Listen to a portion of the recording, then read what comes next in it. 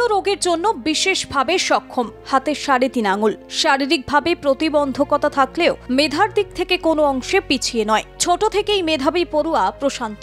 বাড়ি মালদার বৈষ্ণবনগরে। বাংলা মাধ্যমেই পড়াশোনা প্রশান্তর। মাধ্যমিক পাশ করে মালদার চামাগ্রাম হাই স্কুল থেকে। 71% নম্বর পেয়েছিল মাধ্যমিকে। উচ্চ মাধ্যমিকে ছিল 70% নম্বর। প্রশান্তর স্বপ্ন বড় ডাক্তার হওয়ার। আর সেই লক্ষ্যে পৌঁছেও বাধার মুখে মেধাবী পড়ুয়া। নিট পরীক্ষায় সে সফল হয়েছে। তার অল ইন্ডিয়া র্যাঙ্ক 1,61,404 আর বিশেষ চাহিদা সম্পন্নদের মধ্যে 3,627।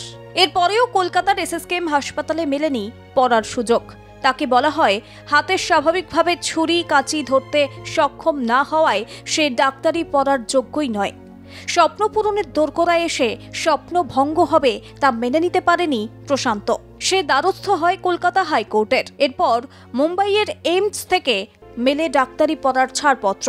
হাইকোর্টের বিচারপতি বিশ্বজিৎ বসু বিশেষ সংরক্ষণের সুযোগ দিয়ে প্রশান্তকে ডাক্তারি পড়ার ভেরিফিকেশনের নির্দেশ দেন। সেই মতো মালদা মেডিকেল কলেজে ভেরিফিকেশনে যায় প্রশান্ত। এই কলেজেই সে পড়তে চায়।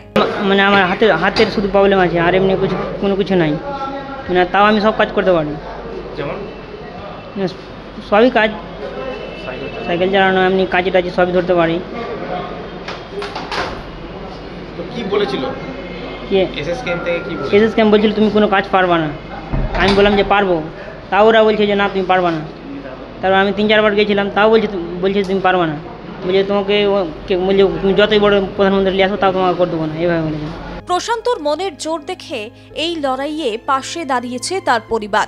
প্রশান্তর জামাইবাবু চান ডাক্তার হোক তাদের ঘরের ছেলে। মালদা মেডিকেল কলেজ হসপিটালে ওকে নিয়ে তো যাই হোক সব ঠিক আছে, যেটা এনেছিল এইমস হসপিটাল থেকে। তো এখন যেটা বলছে এসসি সার্টিফিকেট নিচে সিল নাই, ওটার জন্য বললো যে কি সিলটা যদি আনো তাহলে এখন হয়ে যাবে আর কি। SSKM কি ছিল আনফিট?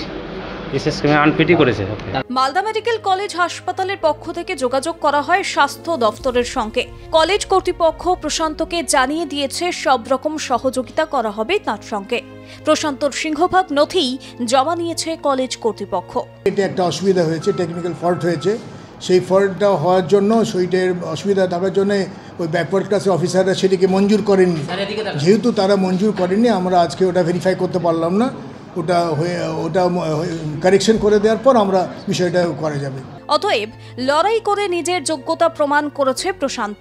এবার শুধুই স্বপ্ন পূরণের পালা। তবে এক মেধাবী পড়ুয়াকে যোগ্যতা থাকার সত্ত্বেও আইন আদালতে চক্কর কাটতে হলো, যা আগামীর চলার পথে কিছুটা হলেও ধাক্কা খেয়েছে এই মধ্যবিত্ত ঘরের সন্তান।